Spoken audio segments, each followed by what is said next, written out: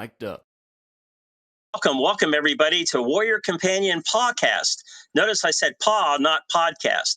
And you'll learn during this podcast about the uniqueness of the Warrior Companion charity and what they do for providing pet health care and insurance to the service animals of disabled veterans. It's a very worthwhile charity.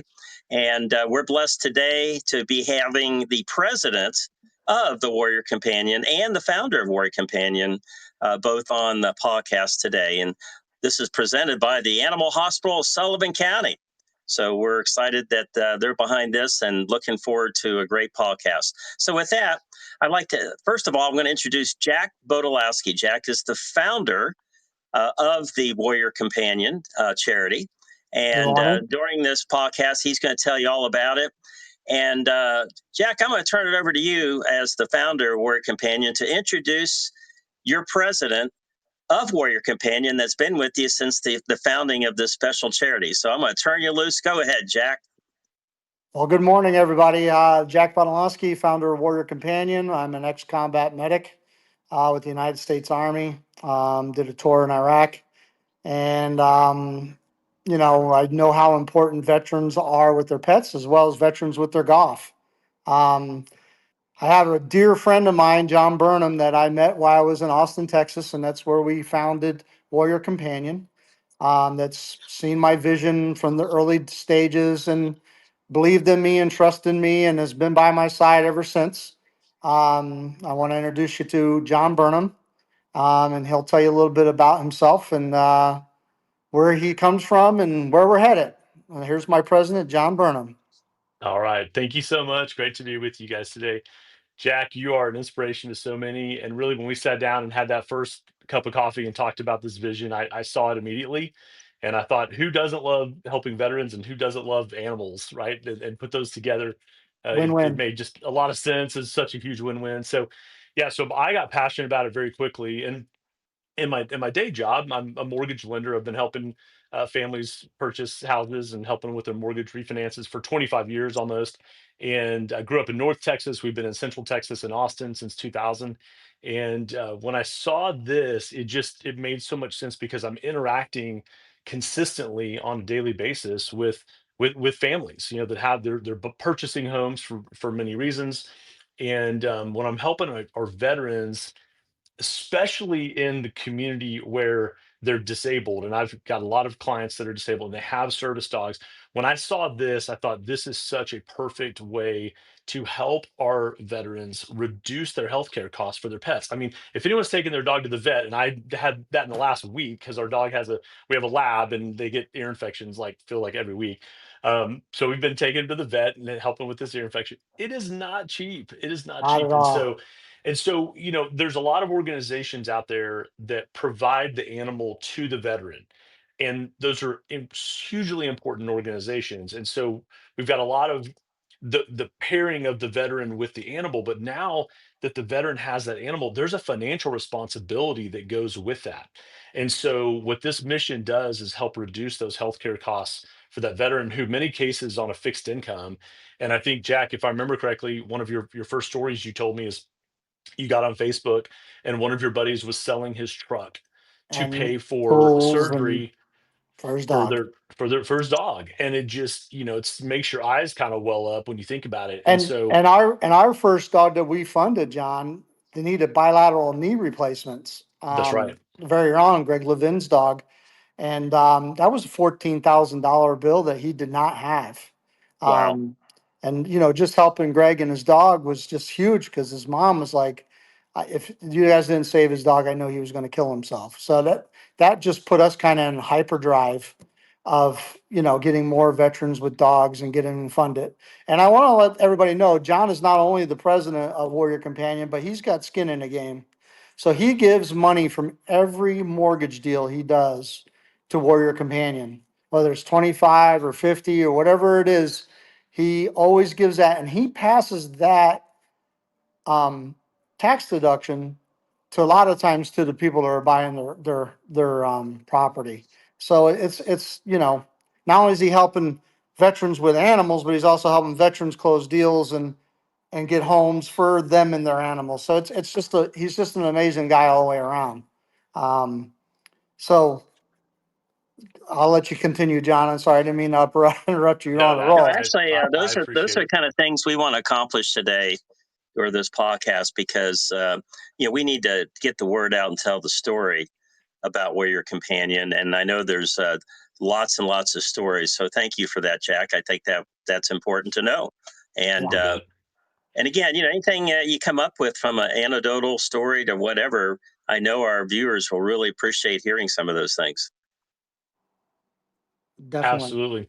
Yeah, and I think we've seen the health insurance, the pet insurance work for some of the veterans that we've, whom which we've insured their animals. And so I think that's the other piece of this, right? Is okay, so you have this pet insurance policy. And first of all, a lot of folks don't know you can even have pet insurance. I didn't, 10, 15 years ago. I didn't even realize it existed, And I right? didn't know it was around since 1953 either. I Right? learned a lot too. And I've been Yeah. in the veterinarian space for a long time.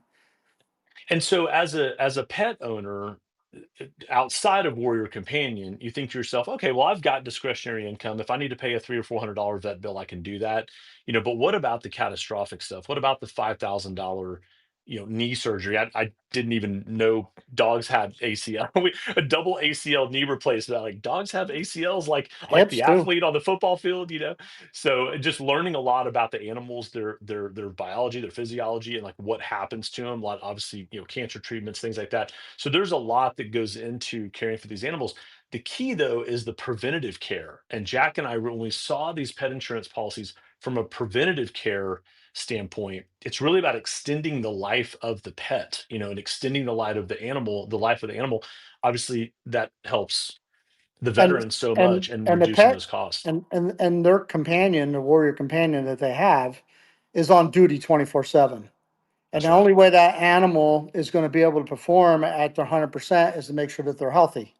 And as the animal gets older, it's not like us, when we get 7 years older, we feel aches and pains, but animals age progressively. When they're one, they're already seven. When they're two, they're already 14, and so on. And the bigger the animal they are, the faster they age. So it's even more important that if you have a large animal like a Labrador or a Burmese mountain dog or a mutt that's 65, 70 pounds, they need to see veterinarians at least twice a year. And the only way you can do that financially is with the pet insurance that we provide for these veterans and their service animals. And that's why we do it. That's the biggest, like John was saying, that's the real reason why we started doing it. The preventative, the catastrophe care is a plus.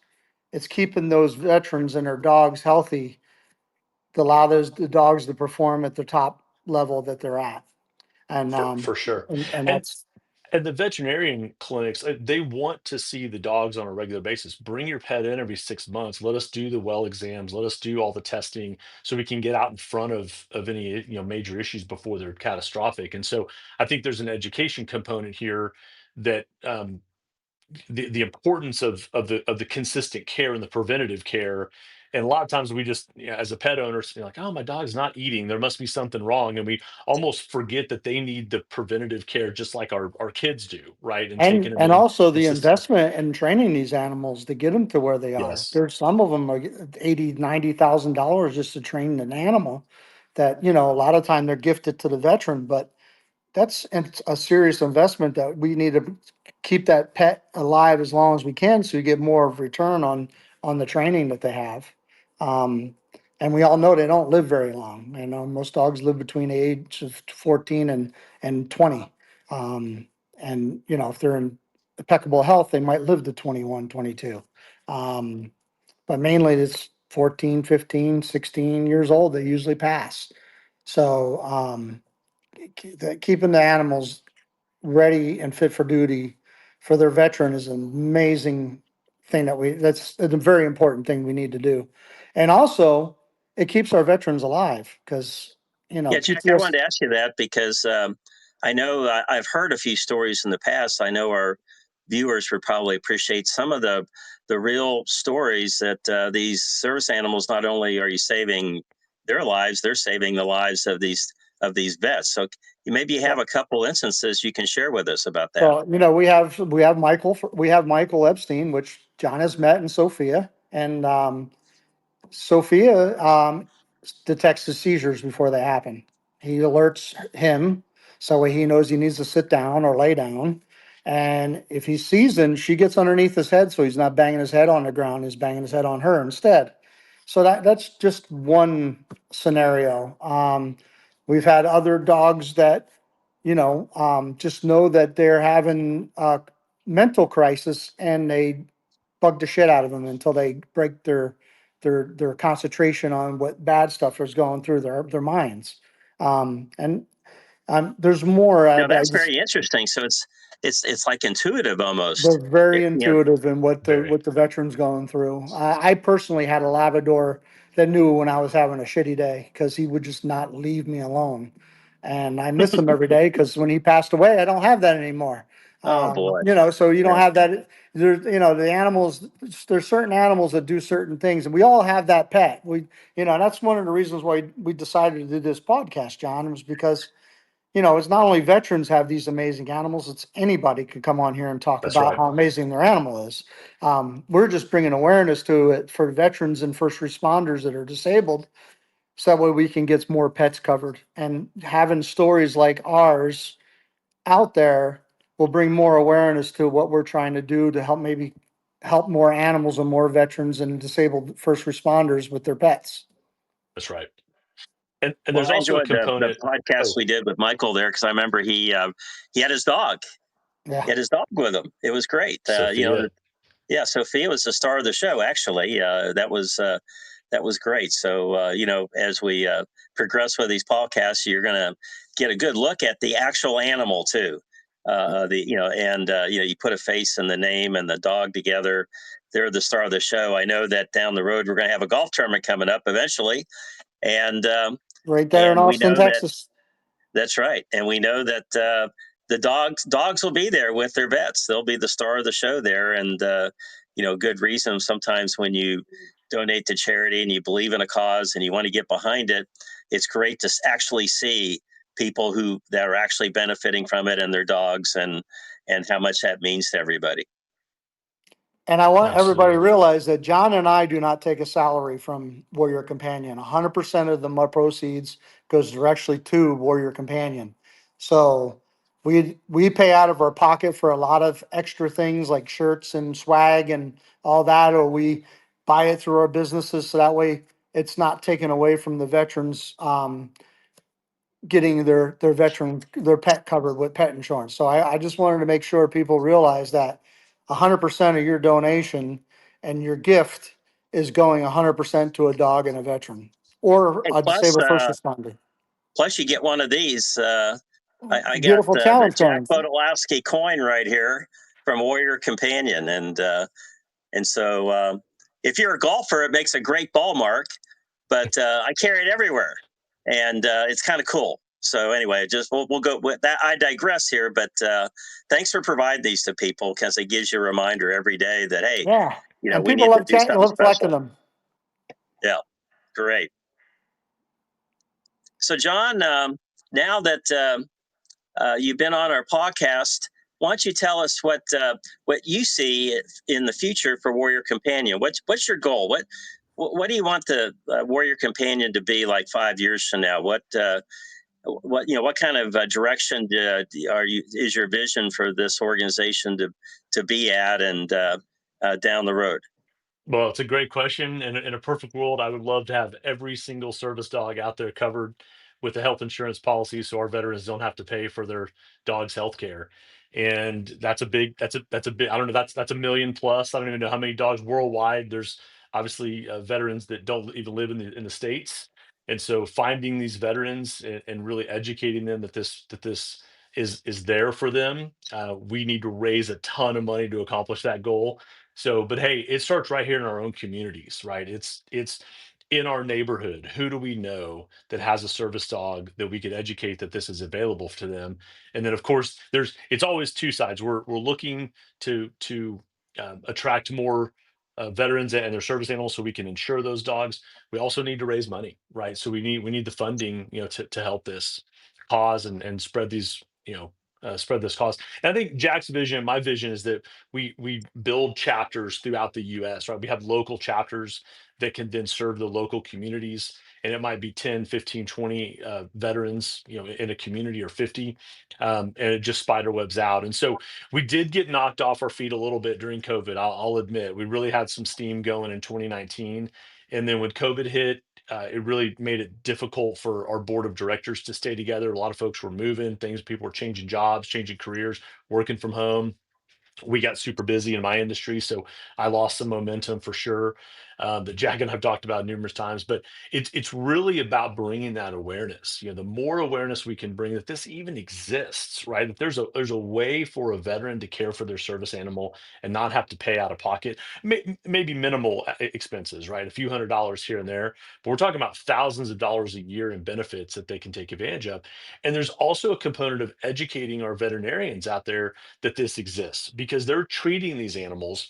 And veterinarians, I have a good friend here in Austin that owns a vet clinic. It's where we take our dog, and he's now expanded. He's got 6 or 7 clinics, and they're just crushing it. He's doing great, and their care that they provide the animals is fantastic, just like Jack and Barb, with their animal clinic up in New York. And so, the care that's provided, no veterinarian is going to turn away a client and a dog that comes into their clinic and needs the care. But there is the reality of receivables, right, where the veterinarian's got to collect on that. And a lot of times, the person might not be able to pay for that vet service, or Yeah. they have to pay over time. And so educating the veterinarian clinics that there's an organization that can insure these animals, to make sure that that veterinarian is getting as much, maybe it's 80, 90% of the care.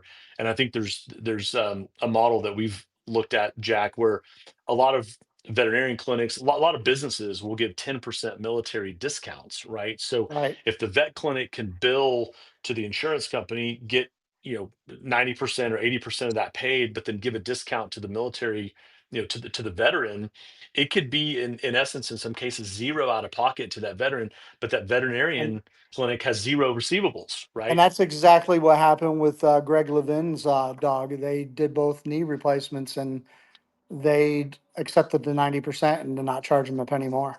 So he got, all the knee replacements, the rehab, the physical therapy, the rechecks, all that with Incredible. no money out of pocket, zero. Incredible. And it would have been 5 figures, Thousand. It was probably. Yeah. $14,000 Yeah. when it was all said and done.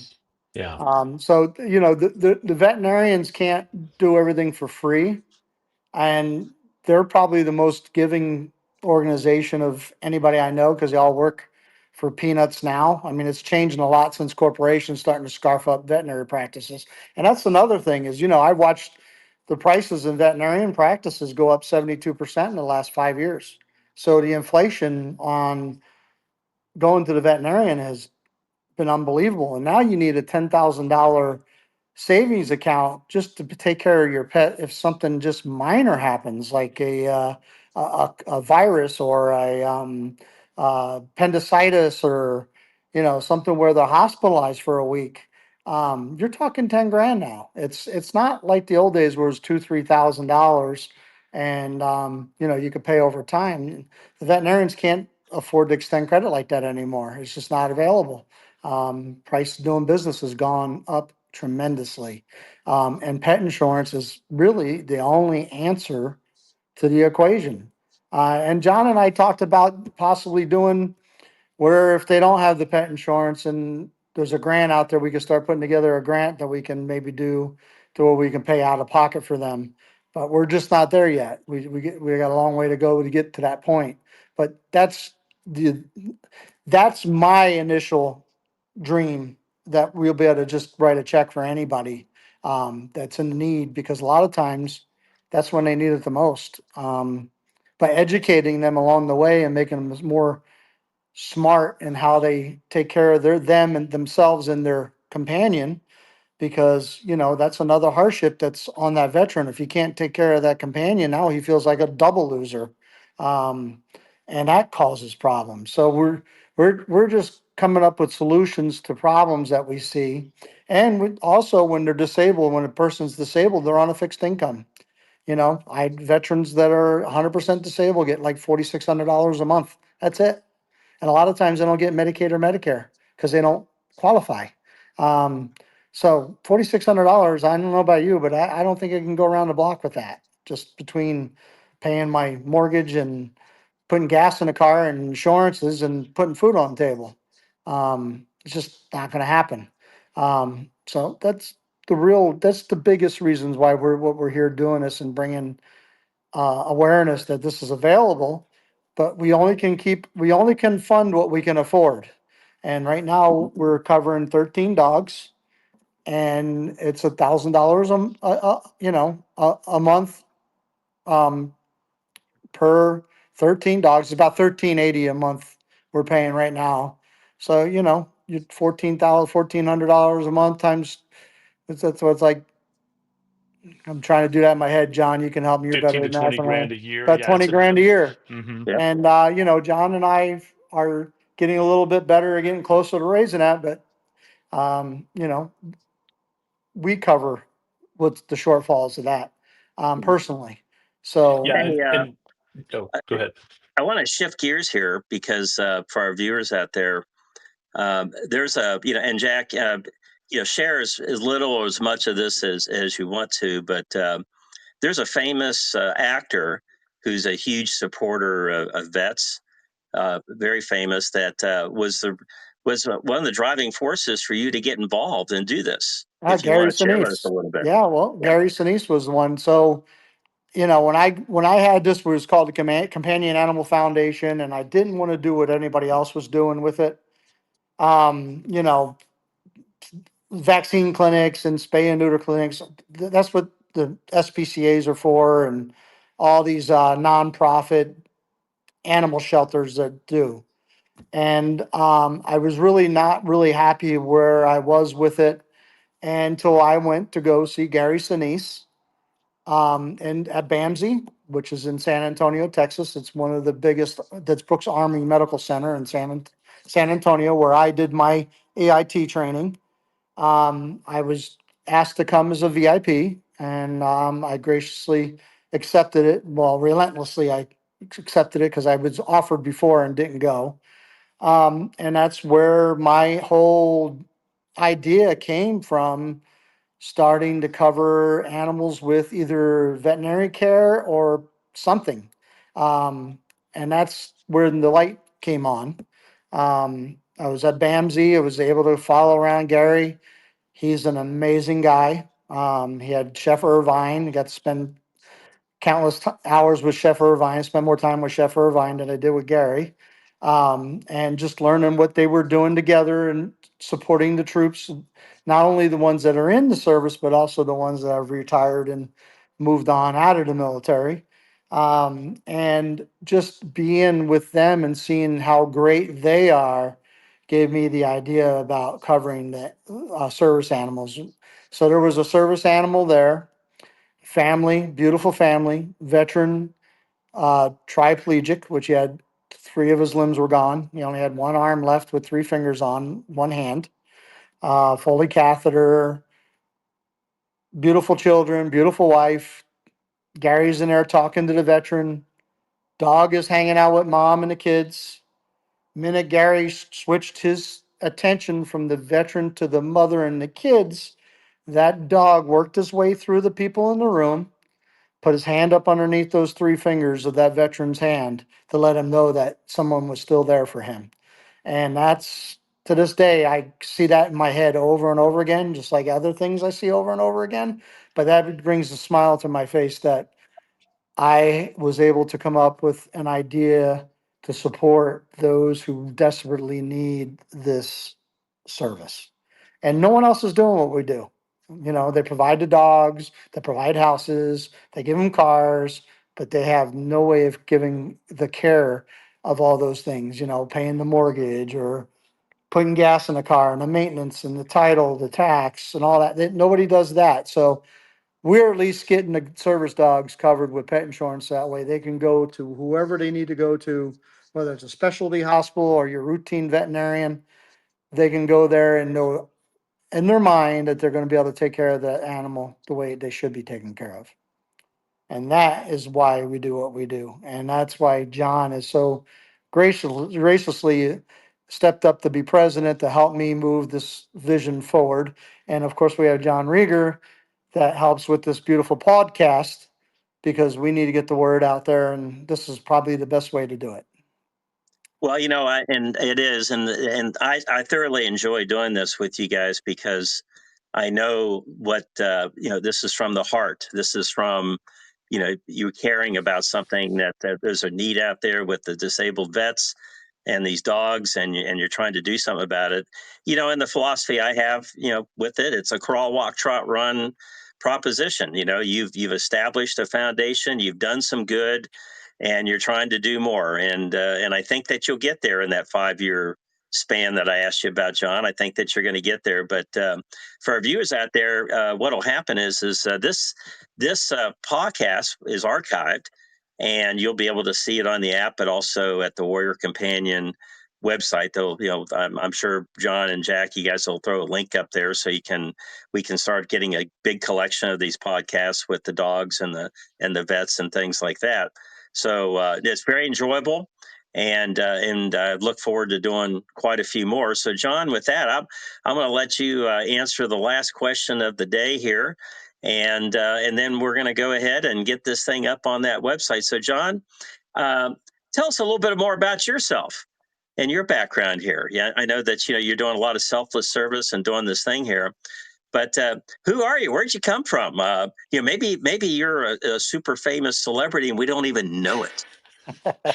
Well, I'm not. I appreciate you making that suggestion, but no, so I grew up in North Texas, Fort Worth area, and my parents lived in the same house for 50 years. They just recently sold it and moved out to East Texas, where my sister is. But yeah, born and raised in Fort Worth. Went to TCU at Go Horn Frogs up in Fort Worth, and then met Katie, my wife, in college, and then we moved to Austin in 2000. And so we what brought us to Austin, I actually started. I could have been maybe a little bit famous, but I was ahead of my time. My son and I were talking about this the other day, but I started a golf internet company with my two cousins. And our mission, this was 2000. So this was right when the Well, internet started to what was be the a name of thing. that company? Well, it's no longer, unfortunately, but it I know, was but called, yep, it was called Link 18. And what we okay. were doing was bringing online tee times. We built a platform for online golf tee times. You'd Oh appreciate my this as a goodness, golf yeah. pro. Now look at that today with Golf Now, That's right. exploded, and That's I right. remember those days because I've been in the golf business for 45 years, and Sure. back at that time, I actually had a little company called Briefcase Golf, and I did a lot of consulting Okay. for websites and software companies that were trying to do these very things. And it is really amazing where that business has gone. But in those days, you had the dial up on AOL, and Oh, you now had you dial up can launch the. if the pro shops even had internet. And that was one of the big Oh yeah. big pushes that Hurdles. we were making is we were actually bringing internet connectivity to the pro shops. We had a deal with Dell. We were bringing in the computers. We were actually connecting them to the internet because it was back in the day. You just call in and you'd write your tea time down on a big tea Napkin. sheet with a pencil, right? And I don't know, maybe pro shops that still do that, across the country. But yeah, the golf tee time business was so fragmented, like booking an airline ticket. It was Oh just yeah. started to become, Travelocities and Expedias of the world were just sort of coming out. So our whole mission was to bring these regional tee time companies together, have one platform where clients could go, they could book their tee times anywhere in the world or really in the US was kind of our focus. So it was a fun project. We raised a bunch of venture capital money that brought us to Austin, and we were in business for about 9 months. We burned through that through that capital, and our investors said, "You're Yeah. not bringing any revenue in, so we're out." And of course, here we are today. But again, just a little ahead of our time, and that kind of left me waiting tables and working at a pro shop, and that was 2001. I got in the mortgage industry like a lot of us do, kind of by accident, and it's been an incredible passion of mine for 24 years. I love what I do. I love helping families. I love serving our communities, and this just was so in alignment with, Warrior Companion was in alignment with my dog lover, and I love serving. I did not serve in the military, but I had a really good friend who growing up. When he saw the movie Top Gun at age 10, he said, I'm going to do that. And he literally did that and flew F-18s and flew overseas and went to the Naval Academy. I'm like, this guy just knew what he wanted to do when he was 10. And I always admired that because I really didn't know what I wanted to do at 10. Even at 20, I didn't know what I wanted to do. I And still so don't kind know of, what I want to do. right? So kind of fell into the mortgage industry by accident, and was working with some folks that really were not doing it the right way. And I could see the lack of integrity. There's lack of integrity in every industry, sure. But I just happened to be working with some folks that were not doing things right. And I saw the right way to do this business, or what I at least believed was the right way. And that's really helped build a foundation and longevity in this career through ups and downs, because it's obviously point where we've built Oh, a stable foundation. I'm very grateful for that. It's allowed me to do some other things like Warrior Companion, and at the same time, we've got to grow. We know we need to grow. We know we need to raise money. We know we need to find more veterans. And so, thank you for having us on, because hopefully this reaches a few folks that say, you know what, that is a cause that I really want to get behind. And even if it's $20 a month, $50 a month, you see those commercials, just $20 a month will save this child or this animal. And it really is, it's about $100 a month on average to insure a dog, right? So well, 12, yeah, not only are you helping the dog, but you're also helping the veteran, so your money goes twice as far. that's right. Yeah, and there's no Yeah, better way to save the life of a veteran is to have a service animal and make sure that service animal is tip top, ready to go at all times. And because there's probably a lot of times they can't afford to take it to the vet, they can't afford to take their dog to get the health care that it needs, and it's detrimental to the dog. Well, then when that dog passes early, It's then now the vet's like, he's got to have to hopefully there's somebody else that can get him another dog. But just for the health and well-being of that dog, just from the humanity and caring about animals, that you got to take care of those dogs. And so I'm really glad that you guys have gotten involved with this. So with that, you know what, I think we did it. We did a Warrior Companion podcast, and appreciate you, Jack, the founder of Warrior Companion, for being on, and John Burnam for being the president of this outfit. And we're looking forward to seeing what the future is going to hold 5 years from now, I'm sure. And so, with that, you've been listening to the Warrior Companion podcast, not pod, but PAW, PAW cast. And it's sponsored by the Animal Hospital of Sullivan County. So we thank them for their participation and support of that. And look for us on social media. Just type in at Warrior Companion, and you'll get to the website. You'll get to the social media that's out there. And we even have some social media out there for Warrior Companion Golf, and a website for that. And we'll keep you posted on future golf tournaments that are going to be staged and held to benefit the Warrior Companion. So with that, my name's John Reger, PJ Professional, and Mike, that broadcaster, for Jack Bodolosky, founder of Warrior Companion, and John Burnam, president of Warrior Companion. Have a good day, and we hope to see you on the link soon. Take care. sounds great. Thanks so much. Take care.